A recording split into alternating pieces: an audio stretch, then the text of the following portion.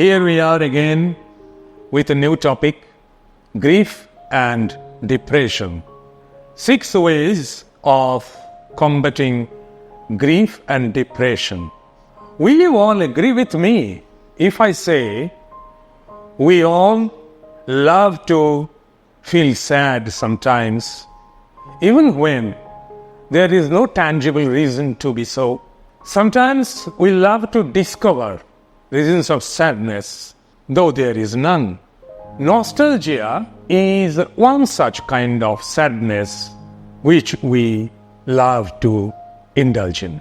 It stems from a sense of loss of the days gone by, loss of the relationships we have left far behind.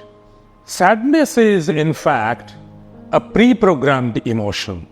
Remember the lines of the English poet Shelley's poem, "Our sweetest songs are those that tell of saddest thoughts." What is the reaction of a child at the moment of its birth? A shrill cry. In fact, a happy song does not move us as deeply as a sad song does. A tragic tale goes much deeper than a comic one. Sadness is a pre-programmed emotion in our subconscious mind.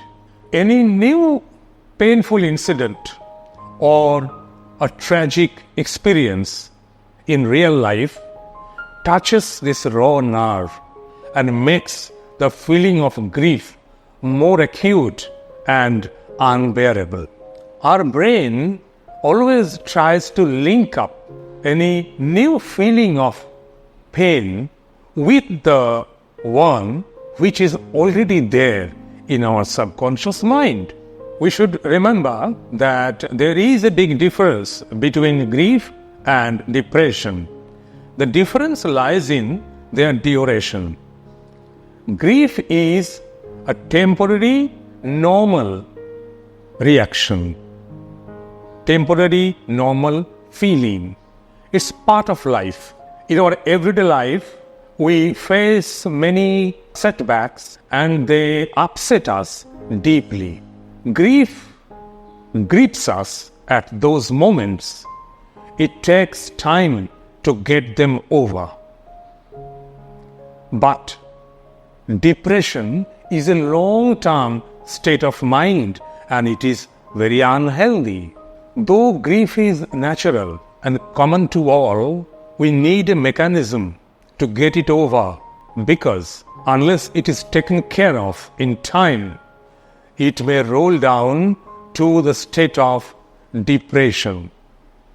And brooding over grief for a long time gives rise to pessimistic thoughts. There are people who are too sensitive to bear with the normal levels of sadness. Our expectations sometimes become illogically high. Expectations from ourselves and from others as well. At times, normal expectations fall flat and they lead to emotional breakdown. They need to be taken care of before it is too late. Pragmatic people are less susceptible to depression because they have a higher level of resilience. There are real situations when grief turns out too upsetting and disturbing to cope with. So, here we will discuss 6 ways to cope with grief before it assumes the form of depression. First, we have to try to find out the real causes of our distress. We have to set aside our emotional feelings for the time being and make a realistic assessment of the grief, how far it can affect our life in the near future. Secondly, instead of brooding over your sadness, you have to talk to your friends and the people who are valuable to you. The exchanges with them will lighten your mental burden. At the same time, it will help you to find a way out of your misery. Thirdly, make a list of your negative thoughts. It helps you to recognize your emotions and feelings.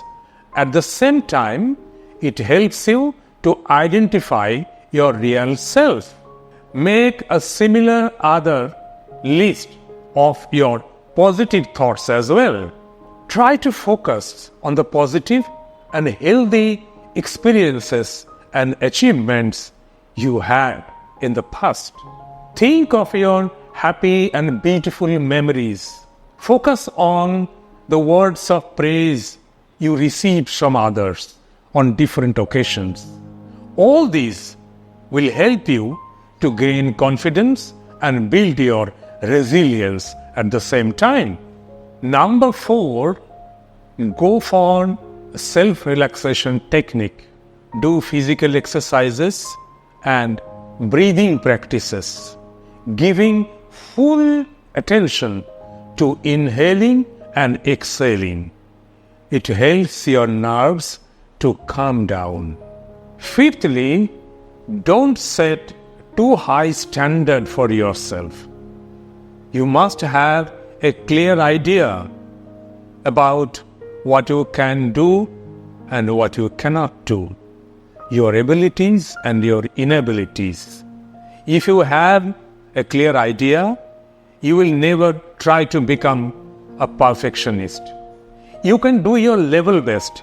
You cannot go beyond that. So, I have done my best. Fair enough. This should be your attitude to avoid frustrations on the way of life. Lastly, try to be socially active and enjoy time with your friends, family, and acquaintances. Don't ever try to withdraw yourself from the company of others, because if you withdraw yourself, loneliness will grip you, and at the same time, symptoms like worthlessness, loss of energy and interest, sleeplessness, all these symptoms will take over. It may lead to depression. In conclusion, I would like to say that grief comes our way like waves, one after another, in the sea of life. We have to overcome them. We all are fighting our own little wars. It's our individual responsibility. What we need to do is to develop our resilience to a higher resolution so that the impact of shock can be reduced to the level of tolerance.